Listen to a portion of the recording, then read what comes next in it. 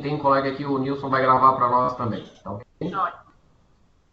Então tá, pessoal, nós estamos começando então aqui a formalizar a reunião prevista, a sessão pública, né? Prevista pelo edital da PRF 47 de 15 de junho de 2018, acerca da seleção para Procurador Federal de Santa Catarina, né?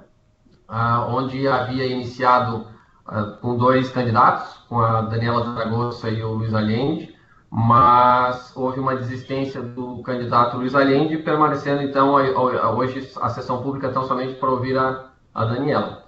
Da mesma forma que ocorreu na reunião, na sessão pública para a PRF4, e como previsto no edital, vai ser liberado um período de 20 minutos para a Daniela comentar sobre o projeto de gestão apresentado. Tá tudo certo aí, Daniela? Certinho. Posso começar, de repente, o período de 20 minutos? Pode começar. Então tá. Quando quiseres, só começar, eu marco os 20 minutos aqui para a gente ter um tempo mais ou menos aproximado, tá? Vou começar então. Primeiramente, eu gostaria de agradecer à comissão, na pessoa do presidente, do Adriano, a Raquel, o César, pelo trabalho de vocês. Dar as boas-vindas para os colegas aqui presentes. Não sei quem está assistindo em Chapecó, a Betânia está em licença maternidade, deve ser talvez o Alexandre Scariotti, o Sandro, eu vi também já aqui a doutora Cláudia, o doutor Daniel, o doutor Lucas, está na nossa sala vizinha, o doutor Miguel, o doutor Paulo César e o nosso colega Valdez, o doutor Valdez da PFE INCRA. Aqui presente também tem a doutora Hortência, o doutor Felipe e o Reimberto aqui, o assistente de gabinete. Eu queria começar falando um pouquinho da minha trajetória profissional dentro e fora da GIU, para que todos possam me conhecer um pouquinho melhor. Eu sou paulistana, me graduei em São Paulo, na Universidade de São Paulo, em 99. Eu ingressei no Serviço Público em 1996, na Justiça Eleitoral de São Paulo. Fiz uma breve passagem pelo Ministério Público Federal em 2002 e ingressei aqui em 2004, começando a trabalhar no órgão de arrecadação de Blumenau. De 2004 a 2007 estive entre Blumenau e Brusque, e em 2007 eu assumi a coordenação na época do órgão de arrecadação de Florianópolis, na época da lei das superreceitas, para reorganizar a dívida ativa que tinha sido então completamente modificada. Em 2009 eu assumi pela primeira vez aqui junto com o Dr. Roberto Porto a subprocuradoria, acumulando o escritório de Brusque na época junto com a subchefia. Quando o Dr. Marcelo ingressou na chefia, passei 3 anos na Aniprev, onde também coordenei a equipe. Em 2014, retornei aqui para o gabinete, na época que houve uma reorganização administrativa aqui na PF, com nova divisão de núcleos e a primeira remoção geral. E acabei assumindo, além da subprocuradoria, todas as coordenações de todos os núcleos temáticos da exceção da cobrança. Em 2015, no movimento, a gente entreguei o cargo e o encargo. Fui trabalhar no núcleo de execuções contra a Fazenda Pública, que depois virou núcleo administrativo. Em 2016, a convite do Dr. Miguel, eu participei da instalação aqui junto com a doutora Hortência da TRBI, um curto período, e depois iniciei na coordenação de cobrança, onde eu estou até hoje. Praticamente trabalhei em todos os núcleos temáticos, a exceção é do finalístico. Eu acabo tendo uma visão assim, grande da Procuradoria. Bem, eu fiz um roteirinho aqui para a gente seguir bem os itens do projeto de gestão, para a gente poder seguir na sequência e poder falar sobre todos eles, né? Primeiramente, seria sobre a implementação dos planos de ação da PGF e da PRF. A nossa ideia é atuar de forma ordenada com o plano de ação da PGF e da PRF. Na verdade, eu vejo que nós precisamos assim, elaborar nosso próprio plano de ação. A gente está trabalhando, a gente teve uma estadualização, uma grande mudança, e ainda não conseguimos refinar nossas rotinas, nossos fluxos, nossa estadualização, assim, a bem da verdade. Meu projeto é fazer uma gestão baseada em 3 pilares. Né? É uma gestão de informação, né? A gente vê que a informação por e-mail ela não chega mais no usuário, a gente recebe a informação, a gente acaba perdendo aquela informação. Gestão de processos, como eu disse anteriormente, fazer uma reorganização administrativa, até em razão da estadualização. E a mais importante delas, para mim, que é a gestão de pessoas, né? Acima de tudo, somos pessoas, somos colegas, temos nossos momentos bons, nossos momentos ruins. E a gente tem que sempre olhar para o lado humano dessa sobrecarga de serviço que a gente tem no dia a dia e tentar equalizar isso ao máximo. A minha ideia é fazer uma gestão participativa. Eu acho que hoje a gente tem alguns sistemas, alguns canais que nos permitem uma participação simples dos procuradores na gestão. Vou citar aqui, por exemplo, o Teams, né, que a gente trabalha muito já na cobrança, a ENAC também utiliza bastante. A gente pode fazer pesquisa de opinião, ouvir a opinião dos colegas, ouvir propostas, projetos, submeter a comitê de gestão.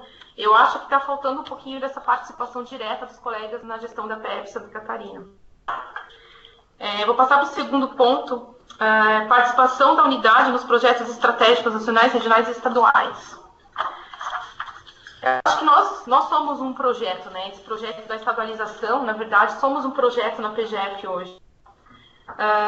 Fora esse refinamento de rotinas que é necessário que seja feito quanto antes, temos ainda o GCM, que a gente participa ativamente aqui, tanto no previdenciário quanto na cobrança. Eu vou ser sincera e dizer que o nosso GCM, mesmo da cobrança, ainda não atingiu o ponto que se espera de tratamento estratégico de demanda, de deixar os procuradores apenas as atividades de maior complexidade. A gente tem um retrabalho grande ali na triagem, coisa que também acontece ali no previdenciário, que eu entendo que é uma coisa que deve ser superada. De início, a gente pretende fortalecer o GCM que já está implantado, né, no previdenciário, ali também no previdenciário EPROC, não apenas no ESAGE, e também na cobrança. Mas eu não descarto a possibilidade de fazer um contencioso de gerenciamento de massa ali no finalístico e no administrativo. Só vejo que a gente tem um caminho muito longo a ser seguido para começar isso agora já como primeira ação. Eu acho muito importante também no GCM o Sapiens. O Sapiens é um sistema que te permite trabalhar com processos de massa de uma maneira muito boa. Eu participo ativamente do treinamento do Sapiens aos procuradores e também ao apoio, e eu vejo que a gente ainda precisa receber bastante orientação sobre Sapiens. Eu vejo alguns colegas que não gostam do sistema e que trabalham errado com o sistema, da forma mais complicada possível, e isso acaba também formando uma barreira entre o colega e o sistema que veio para nos auxiliar. Mas sobre o Sapiens eu vou falar um pouquinho mais para frente. Ainda em relação à participação nos projetos nacionais, a gente tem a ENAC, né? Eu, como atual coordenadora de cobrança, a gente tem um excelente contato com a ENAC, pretendemos manter esse contato. Em relação ao ENAC Jude, houve um freio, a ENAC Jude não parou de evoluir, e eventualmente numa continuidade a gente vai avaliar, né? Se a ENAC Jude seria o caso da gente ingressar no ENAC Jude ou fazer uma regionalização, talvez, na 4ª região, isso fica... vamos aguardar como que vai evoluir a própria ENAC e a ENAC Jude. A ITRBI, na verdade, basta um acompanhamento de dados. Nossa ITRBI foi muito bem planejada, né? Aqui está a doutora Hortência, que participou junto com o doutor Alex dessa orientação, dessa gestão. Hoje a doutora Gabriela me falou que a ITRBI ela consegue reter 85% das intimações ali no gerenciamento de massa, em apenas 2 gerentes, na verdade 3, tem o gerenciamento de sentença também. E, na verdade, o que eles têm hoje é o que a gente pretende aí para os outros setores que permitem esse gerenciamento de massa. Bom, terceiro item, implementação do modelo de gestão setorial definido pela PGF. Aqui, para mim, é um ponto muito importante, que é a questão da governança, né? Eu entendo que, com a estadualização, nos faltou um pouquinho essa questão de definição de meta, de rotina, de regras de valorização para o desempenho de determinadas atividades. Então, a gente tem os gerentes que acabam executando aquela atividade durante anos, e a gente sabe que a atividade de gerente é um pouquinho penosa, né? Você acaba acumulando uma série de intimações, você tem que estar sempre presente, tem que orientar o estagiário, orientar os servidores, e acaba que a gente não tem um estímulo direto a essa participação, né?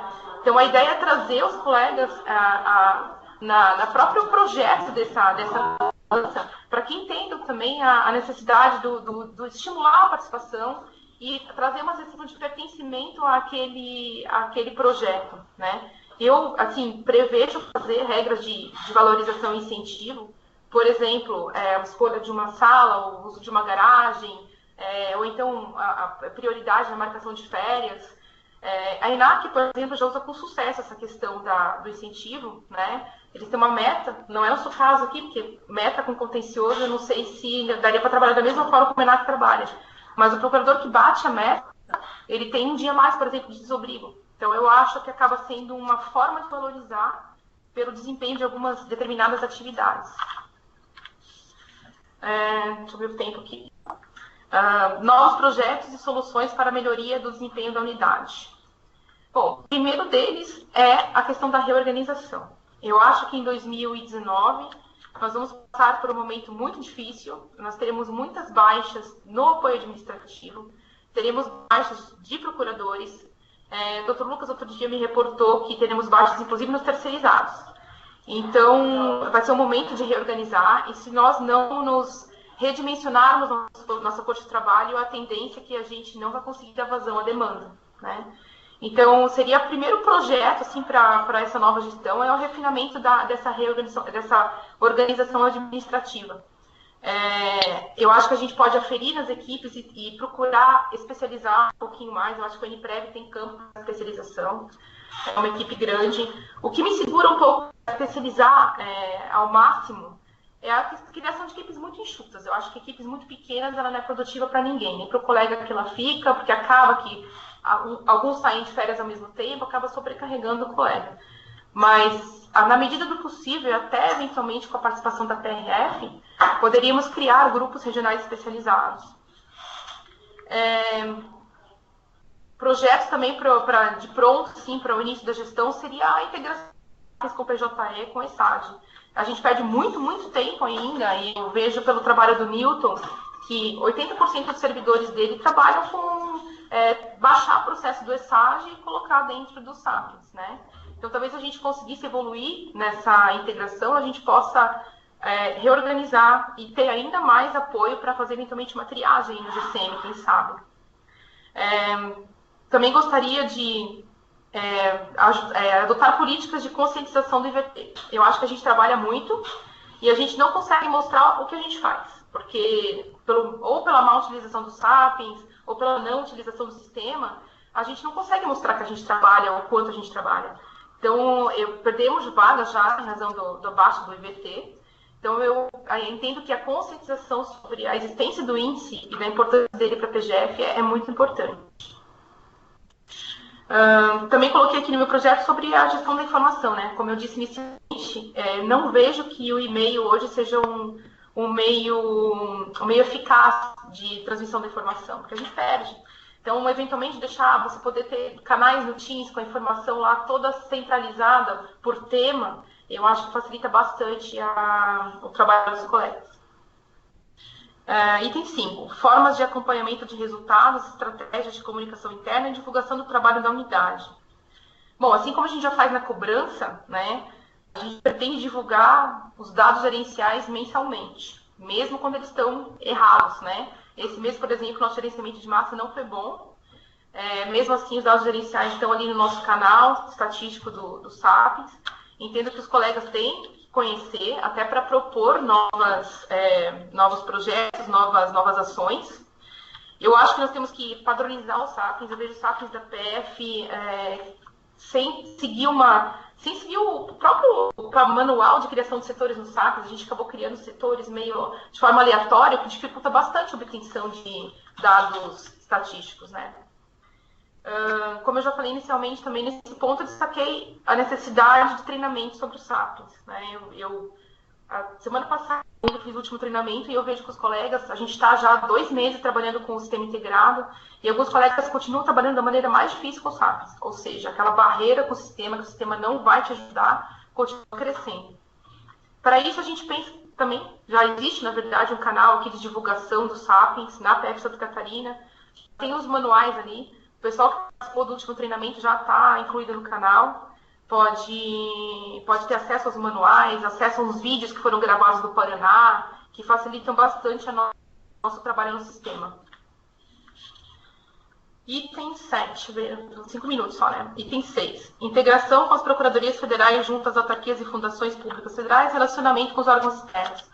Bom, eu acho muito importante a aproximação, né, entre consultivo e contencioso. Nós temos que ter eficiência nesse fluxo de informações entre nós e as especializadas, procuradorias junto às autarquias. Podemos tentar padronizar esse fluxo de maneira, tanto no encaminhamento quanto no retorno. Né? A gente também não pode reclamar do subsídio que é mal prestado se a gente encaminhou aquele pedido sem acreditação, por exemplo. Então, eu acho que uma forma de fazer rotinas de fluxo de ida e de retorno podem facilitar na nossa execução da atividade fim. Também a retomada da reunião dos colégios consultores, que eu soube que está funcionando bem, mas que não tem mais se reunido nos últimos meses. Participação dos membros na gestão da unidade, comitê de gestão e qualificação dos processos decisórios. Como eu já falei também, eu pretendo criar um canal de participação dos procuradores nos processos decisórios. E a gente gostaria de deixar sempre bem claro que o custo de determinada opção administrativa. Então, eventualmente, vou citar um exemplo aqui, as férias, né, que foi uma das questões ali que foram encaminhadas para a nossa resposta. Você gostaria que fossem tirados seus prazos que vencem durante suas férias, mas o sistema Sapiens hoje ele trabalha de maneira diferente, ele trava o recebimento a partir do seu afastamento. É possível fazer uma outra opção? É possível, mas tem um custo administrativo. Eu vou ter que deslocar 2, 3, 4 servidores para fazer um trabalho que poderiam eventualmente fazer um trabalho de triagem se a gente utilizasse as ferramentas de tecnologia como elas foram concebidas, né? Então, toda essa participação dos colegas, a gente vai sempre deixar claro o custo administrativo, o lado positivo e o lado negativo de determinada escolha. Comitê de gestão, eu hoje participo do comitê de gestão, eu acho essencial, acho que o comitê de gestão tem que ser ouvido previamente sempre a execução ou mesmo a projeção, né, de novas ações, e isso eu pretendo fazer.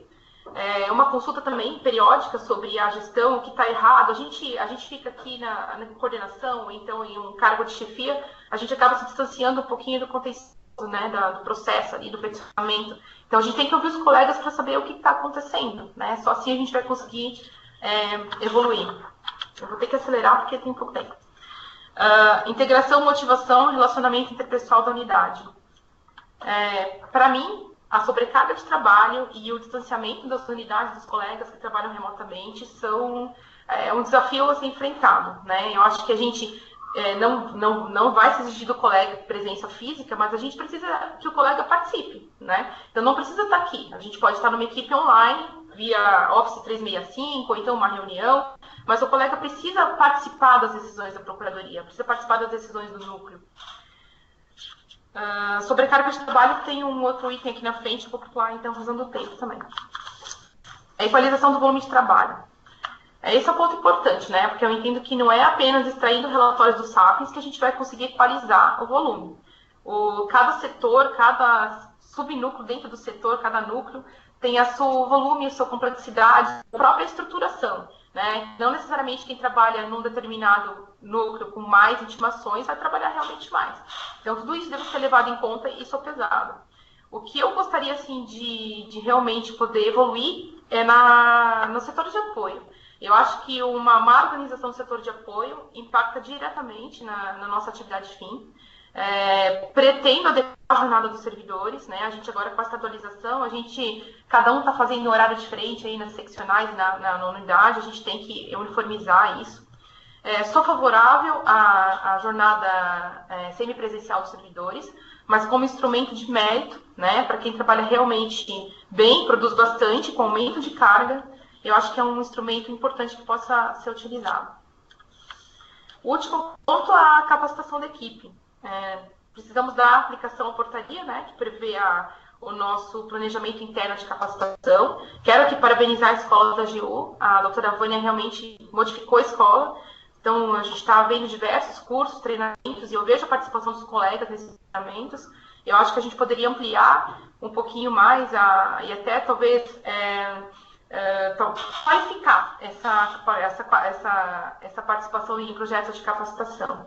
E aqui eu pretendo incorporar aqui no projeto uma sugestão do Allende nas respostas das perguntas que foram encaminhadas. Eu achei uma ideia muito boa de você viabilizar alguns dias sem carga para que o procurador possa participar de capacitação, né? Alguns dias anual para cada colega, para viabilizar, porque hoje a gente não participa porque a gente tem carga, né? A gente não participa porque a gente não quer. Então, talvez esse tipo de incentivo possa ter um resultado muito bom. Também gostaria de incentivar um pouco a participação dos colegas como instrutores. A gente vê que os setores administrativos precisam de capacitação para poder evoluir, até para poder nos ajudar na nossa atividade fim. E eu acho que nós, procuradores, podemos participar desse projeto, né? Desse crescimento, dessa modificação aí na Procuradoria. É isso, acho que deu tempo, né, Adriano? Encerrando aqui a apresentação.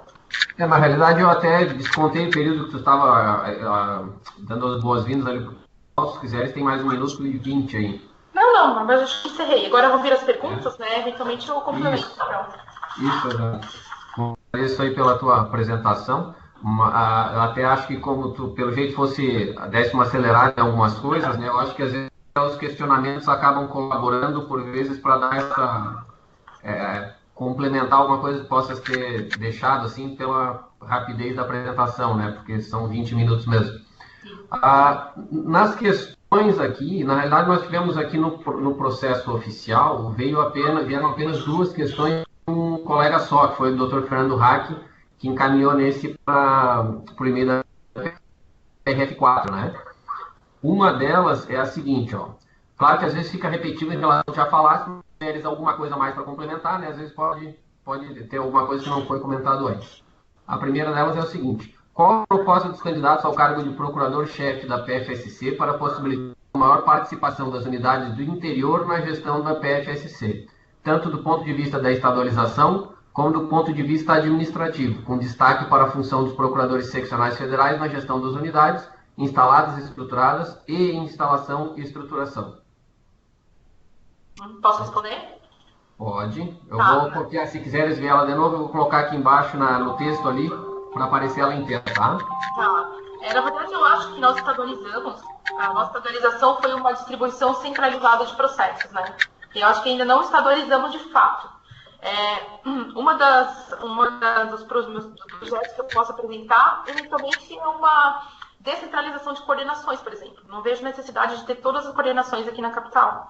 Né? Isso viabiliza bastante a participação do interior aqui na gestão e na tomada de decisões. Em relação aos procuradores seccionais, a gente tem, na verdade, alguns ajustes a serem feitos, né? O Comitê de Gestão já tá estudando a questão do papel do seccional diante da estadualização.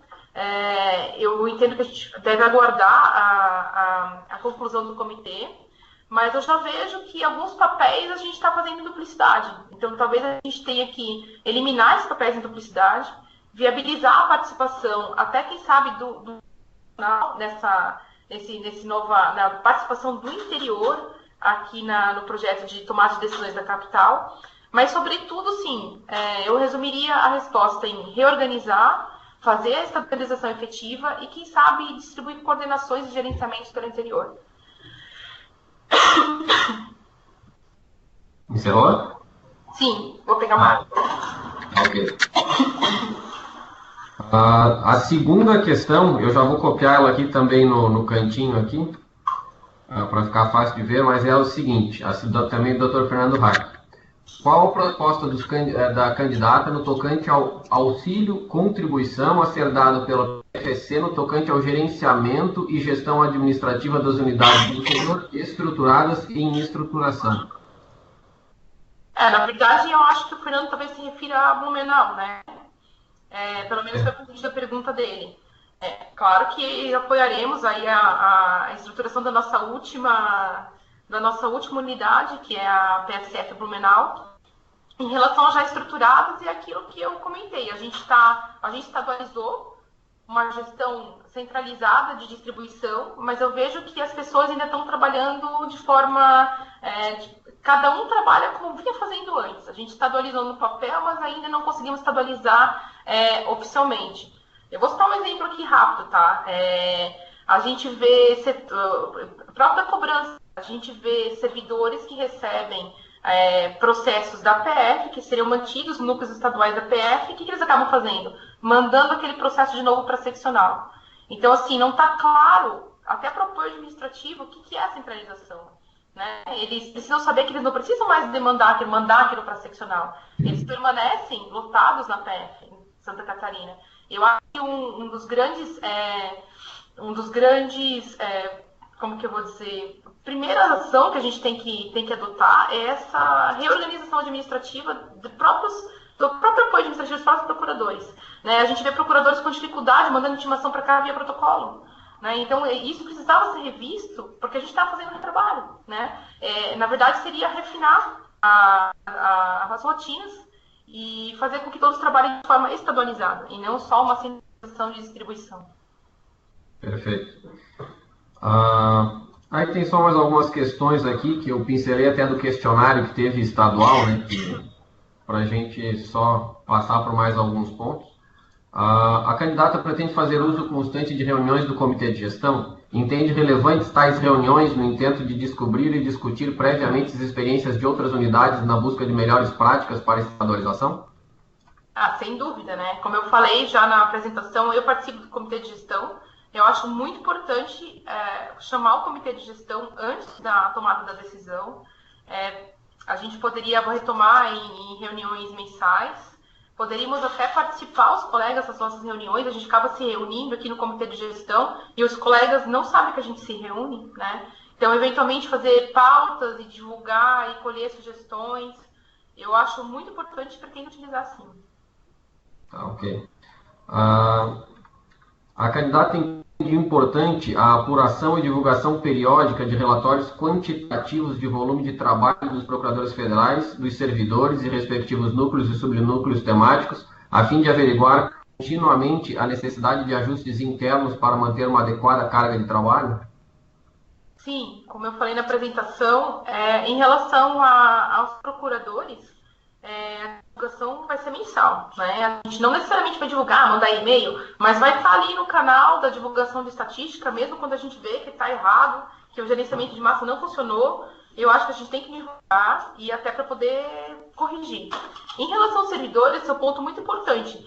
Nós precisamos mensurar a atividade dos servidores. Né? Hoje os servidores acabam trabalhando até remotamente sem mensuração do que eles estão fazendo. Né? Então, talvez trazer essa forma de trabalho, de quantificação, nos auxilia a poder fazer essa restrição administrativa. Aonde você está trabalhando, né? Onde você precisa readequar. Eu vejo que esse é um dos pontos também, porque, na verdade, uma rotina administrativa muito bem executada acaba facilitando a atividade fim. Uma rotina administrativa mal executada, ela nos prejudica. Né? Então, a gente acaba pensando, não, estamos estanques, nós, procuradores, precisamos daquela atividade no Sapiens e os servidores outra. Eu acredito que as duas coisas estão interligadas. E os servidores administrativos podem auxiliar com uma triagem, por exemplo. Né? No TRBI é feita uma triagem com estagiários e servidores antes de chegar ao gerenciamento de massa. Eu acho que a gente tem que rever, quantificar, reorganizar e evoluir nos projetos que já estão iniciados. Perfeito. A candidata tem algum projeto ou plano de gestão para trazer mais servidores para atuar no apoio administrativo, a fim de que a atividade do procurador se restringe a tarefas jurídicas? É bem isso que eu comentei agora, né? Eu acredito que a gente tem que quantificar o trabalho dos servidores. Além dessa readequação do horário, aqui na Procuradoria, por exemplo, a gente sabe que na prática, né, os servidores fazem 6 horas, a gente tem que quantificar no sistema quanto e como cada um trabalha, para poder readequar rotinas e quantitativos e, quem sabe, trazer os servidores para fazer triagem. Né? A grande dificuldade que a gente tem é em treinamento. Né? Então, por mais que a gente tenha novas ideias, na cobrança a gente teve algumas novas ideias de fazer um atendimento remoto pelo Office 365, mas a gente precisa investir em treinamento. Sem treinamento, a gente acaba que não vai conseguir evoluir nessa deslocamento de servidores administrativos para poder ir para uma triagem. Mas a gente entende que sim, que é possível sim. Tá, ok. E até quando a mesma pergunta, algum planejamento para trazer, de repente, servidores de fora? Servidores de fora a gente recebeu bastante gente da Infraero, né, agora, Adriano. Eu acho que a gente pode melhor aproveitar essas pessoas também. Nós temos aqui no prédio uma gestora do planejamento lotada.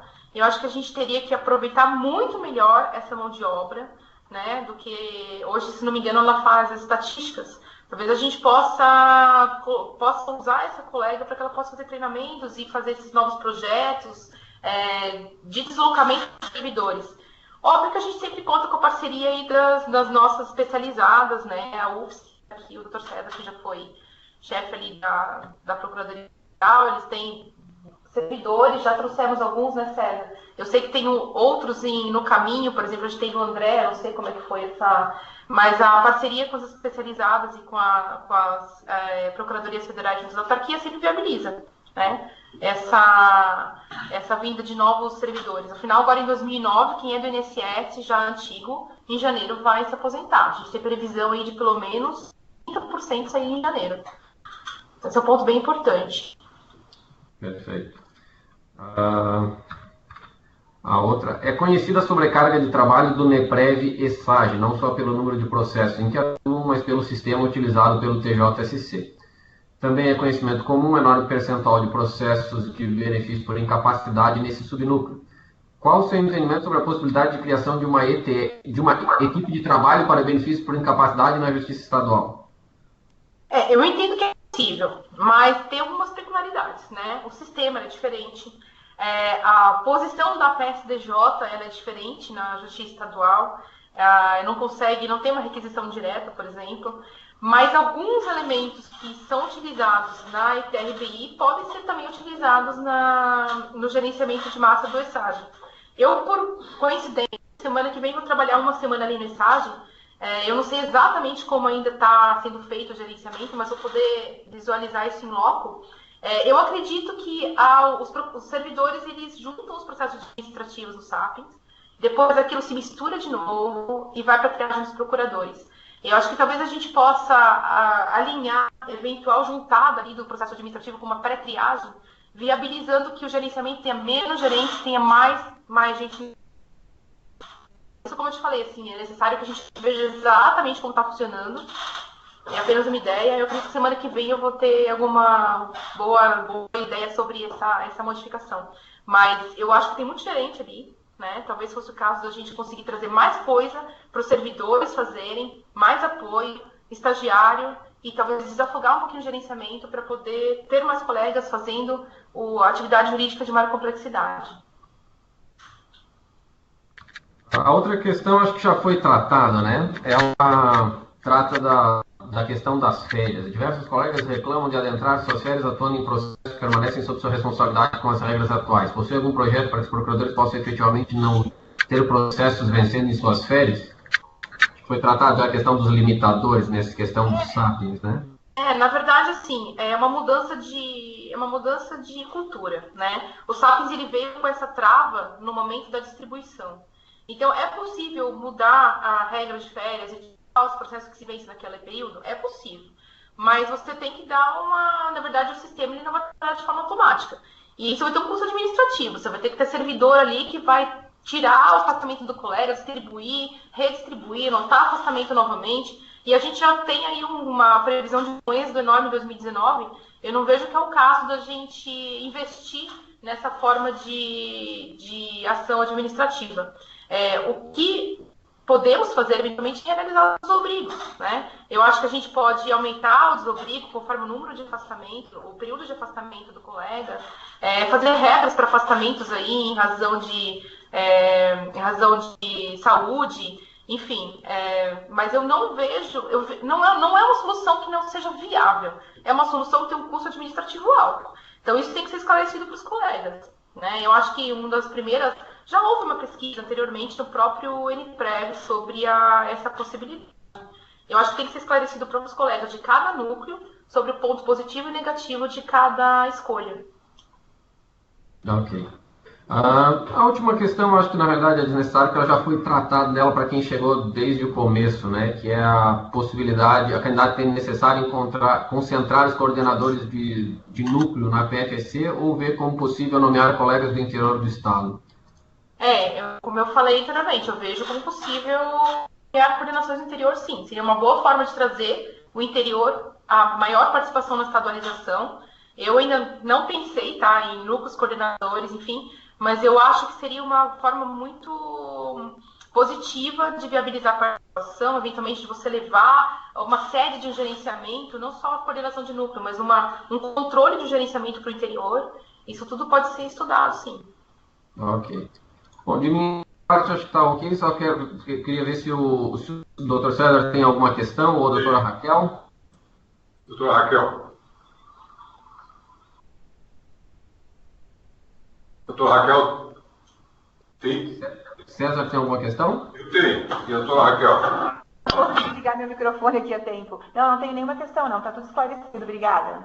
Ok. Obrigado, Raquel. César? Certo. Parece que foi a doutora Raquel que elaborou essa questão, e eu só quis dar uma pincelada dessa questão já só para desenvolver, para que a doutora Daniela desenvolva de forma mais sobre outro ângulo. Com relação às teses oficiais da AGU, então, assim, se a AGU estabelecer uma tese e o procurador for obrigado, hoje nós temos as orientações normativas e as súmulas, né? Então, assim, é de orientação obrigatória o cumprimento por parte do procurador, né, Antônio? Então, assim, se o procurador entende que aquela tese, tanto casuística ou direcionada a algum assunto específico, ou até mesmo alguém, né, pode até acontecer, se o procurador entende que não concorda com a tese, o que ele deve fazer? Como que ele deve proceder se existe essa obrigatoriedade, essa imposição superior? Tá. A pergunta não é sobre as peças de referência, né, que eu até já respondi lá no questionamento. Peça de referência no site existe, está disponível, o procurador pode fazer a alteração que quiser, desde que observe aí as orientações da PGF, do DEPCONT, de portarias e orientações, enfim. A pergunta do César é no caso de você não concordar com a orientação, isso, né? Eu acho que existem orientações que... Eu tenho que concordar com a orientação da PGF, é nosso dever, mas a gente também tem um pouco de... como que eu vou dizer? A gente pode assumir determinadas atitudes por ser melhor a determinado processo, tá? Eu vou dar um exemplo aqui, por exemplo, a tese do TR, né, do DEPCONT. A gente tem que fazer um recurso extraordinário, subir a questão do TR antes do julgamento do Supremo. No juizado, a gente acabava sendo condenado em honorários de 10% para recorrer e acabava sendo condenado a um valor muito maior do que a eventual diferença de TR ali, que não chegava aos R$30. Então, às vezes, o procurador, em situações como essas, que são, assim, limítrofes, eu acho que o procurador, ele pode utilizar da sua autonomia e adotar determinada atitude jurídica, né? É óbvio que são situações limítrofes, muito pequenas, muito restritas, porque, a meu ver, assim, não vejo como você não observar as orientações da PGF, as orientações do DEPCONT, as nossas portarias. É claro também o procurador, não concordando com determinada orientação, ele pode submeter a chefia para que então submeta a PGF, a PRF, 4, a PGF, uma eventual reanálise, alteração daquilo. Mas eu só vislumbro, assim, resumindo, essa autonomia do procurador em casos muito limítrofes em orientações para determinados casos e aplicado a outras hipóteses. Fora disso, entendo, César, que a gente tem que seguir as orientações e, no máximo, questioná-las. Certo. É importante, na minha opinião, assim, é importante o gestor, o procurador-chefe, ter uma experiência de gestão, né? Não só ter essa experiência, como ter a vontade de conhecer como os procuradores e como os administradores estão atuando, né? Então, essa importância eu acho fundamental, porque o procurador fica lá atuando, ele não vê esse contato da chefia, ele não vê esse acesso, né? Essa possibilidade de acesso, então acaba ficando meio que isolado e não participando, né? É o que a gente vê isso no dia a dia nosso aí, né? Dos colegas. Aos problemas enfrentados pelos procuradores com relação às informações recebidas das especializadas, das autarquias, né? Então a gente vê, por exemplo, no finalístico, autarquias que não, elas se negam a fazer uma resposta adequada, né? Então a gente faz questionamentos e tal, não vem nada. Se reportam ao processo administrativo, então, assim, não defendem o ato administrativo, que é o ato administrativo que está sendo questionado judicialmente, né? E que quem vai defender esse ato somos nós. Agora, eles que fizeram o ato, eles têm que defender o ato antes, ou especificar para nós como se a feitura do ato. Então, assim, o que eu sinto de parte dos procuradores que estão lá no final, na ponta, é ter um apoio da chefia, um canal de acesso da chefia, para repassar a chefia, para a chefia levar essas dificuldades, né, diretamente às especializadas, às autarquias, né, para que essas informações sejam melhoradas, formatadas, né. Então, assim, como que ela vê, que a doutora Daniela possa ver uma saída para que os procuradores tenham essa possibilidade de ter esse acesso mais facilitado, diferenciado? Em relação primeiro ao contato dos procuradores com a chefia, né, de trazer essas dificuldades que a gente não sabe que vocês vão enfrentar, todo mundo já sabe, quem já trabalhou ali em coordenação, estou sempre disponível no link, e-mail, né, então acho que basta trazer essa informação para a chefia, como já previsto ali no projeto, a gente vai estreitar laços com as especializadas, tanto no fluxo de ida do subsídio quanto de retorno, né? Eu acredito que a gente também é obrigado a pedir o subsídio de maneira facilmente compreensível para o setor administrativo, e por outro lado nós temos o direito de receber aquele subsídio também completo, né? Não apenas um processo administrativo, uma cópia. Então, praticamente a notícia tem que ser destinada aqui à chefia, e nós vamos conversar com os colegas das especializadas, quem sabe até eventualmente consigamos montar a equipe, né, como existe na UFSC, uma equipe de atendimento, de subsídios, que você possa eventualmente se dirigir numa dúvida, também cuidando de sobrecarregar os colegas da especializada, né, que nem tudo pode passar pelo procurador-chefe, né, mas a gente pode trabalhar eventualmente nessa questão de otimizar o fluxo de ida e de retorno. Padronização, como eu falei no projeto. Padronizar tanto a ida quanto o retorno da informação. Ótimo.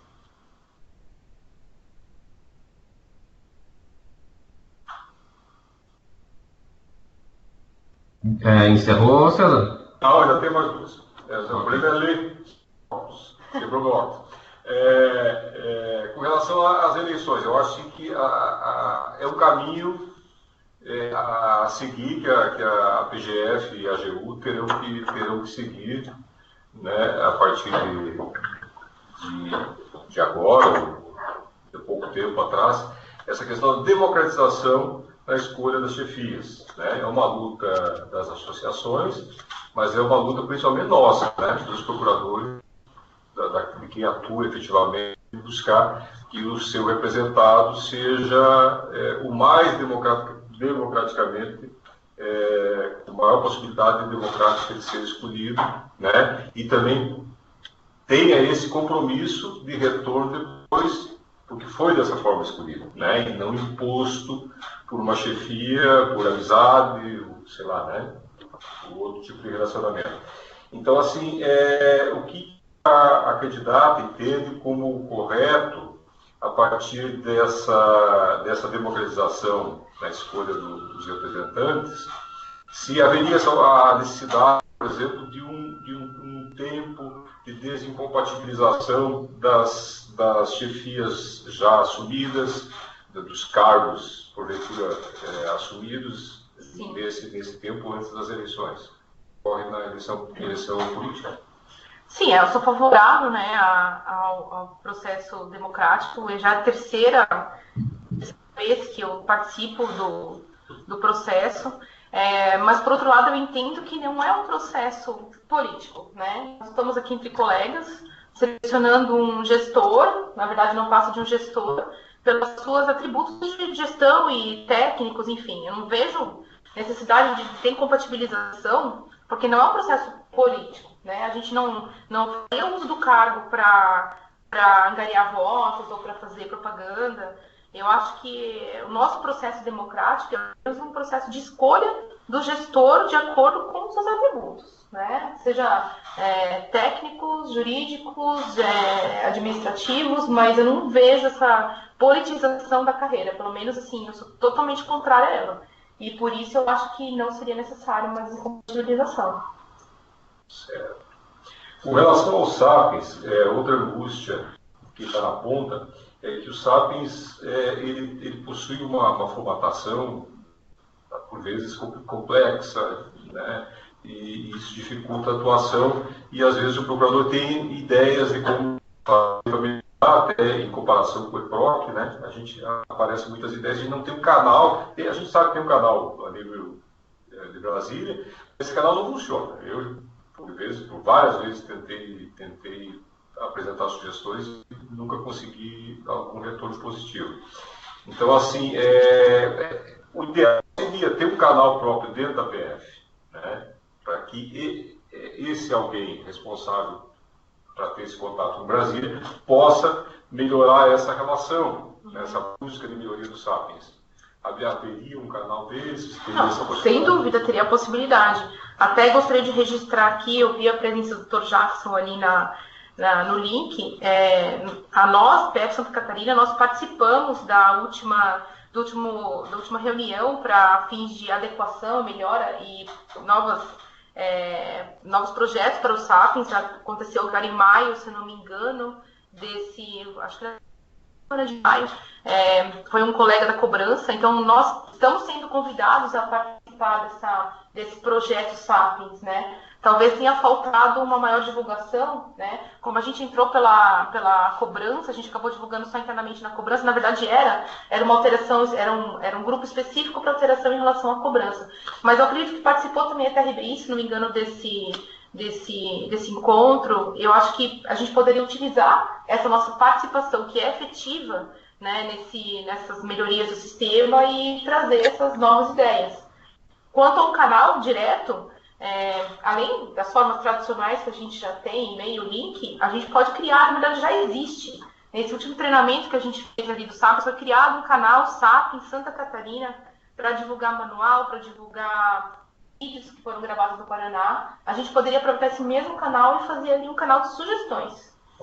Né? Então, os colegas que participaram do último treinamento foram incluídos, mas a gente podia começar a ampliar todos do Estado. Isso. Outra questão preocupante é com relação ao patrimônio e ao uso do patrimônio, né? Então, assim, espaço, estacionamento, né? Essa dificuldade com relação ao patrimônio. Então, assim, não seria uma saída possível se começar a buscar, né? Eu sei que, né, a nível de AGU, isso é um projeto futuro incerto em nossa vida, mas assim, poderia se buscar aqui em Santa Catarina, já nas PSFs, tem muito isso, essa união, não uma unificação, mas uma união administrativa, uma união de gestão entre as PUs, PFs, a Fazenda Nacional, né? Para que o patrimônio seja mais bem utilizado, esse patrimônio caro, né, complexo, e seja mais bem utilizado economicamente, né, pensando no conforto geral dos colegas. Né? Posso responder? Não só patrimônio, né? A gente também tem os servidores de apoio que poderiam eventualmente ser compartilhados, né? Já é uma orientação da PGF, já há algum tempo, se não me engano, 2012, uma orientação antiga de instalação conjunta, né? Nós somos anteriores, nós fomos instalados em 2009, então a gente foi instalado em separado antes dessa orientação, mas a gente já vê que um certo compartilhamento já começa a existir, né? Os carros, eles acabam a escola da GIU, por exemplo, já compartilha com a gente, com a PU, com a CJU, então a gente vê que começa a existir. Óbvio que essa união é muito mais complexa, que não pode ser resolvido assim exclusivamente aqui na Santa Catarina. Mas eu sei também que aqui a gente tem um terreno, né, na beira-mar, que a PU já trabalha na desapropriação, enfim, na integração de posse, e que seria uma futura sede da todas as unidades jurídicas, né? Então, eu estou longe da gestão já há algum tempo, mas eu sei que esse terreno já já existe, eu não sei como ele está sendo trabalhado agora, mas não seria executar assim de maneira tão fácil e nessa instância aqui, PF, né? Eu acho que seria algo a envolver PGF e realmente organizar as estruturas patrimonial e também do apoio administrativo. Tá? Mas eu acho que não é... As perguntas que você me fez é a mais difícil. Certo. Então, eu agradeço a oportunidade, agradeço a nomeação da participação na comissão e essa oportunidade de colocar as angústias minhas, daqueles que têm esse contato mais próximo, que têm esse contato mais próximo, e agradecer à doutora Daniela pela participação no certame, né? É uma pessoa de boa formação, de bom diálogo com os procuradores, certamente que se for a escolhida, certamente teremos uma boa, além de ser uma mulher, né? Finalmente? Finalmente uma mulher, né? O próximo será um negro, né, doutor Felipe, quem sabe, né? Então, dentro da diversidade aí, quero dar os parabéns à doutora Daniela pela candidatura e pela boa performance no desenvolvimento das Obrigada, César. Gostaria de agradecer as perguntas e a toda a comissão, né, pelo trabalho que foi desenvolvido. Encerrou, César? Obrigado. Ok. Pessoal, então, agradeço, Daniela, agradeço muito a tua participação aí, dou os parabéns também por ter se dado a se inscrever no processo de seleção oficial, né? Agradeço pela exposição que fizesse do trabalho, pelas respostas que fizesse aos questionamentos. Agradeço também ao César, que colaborou aí com os questionamentos dele. Agradeço a todos que compareceram para acompanhar mais um passo formal dessa sessão pública. Dou, então, a sessão por encerrada. Ela está sendo gravada, vai ser disponibilizada depois, a gente vai passar para o PRF4 e ficará à disposição para aqueles que não puderam acompanhá-la no momento. Agradeço a todo mundo, boa tarde para todos, bom trabalho, até mais. Tchau. Obrigada, Diana. Obrigada.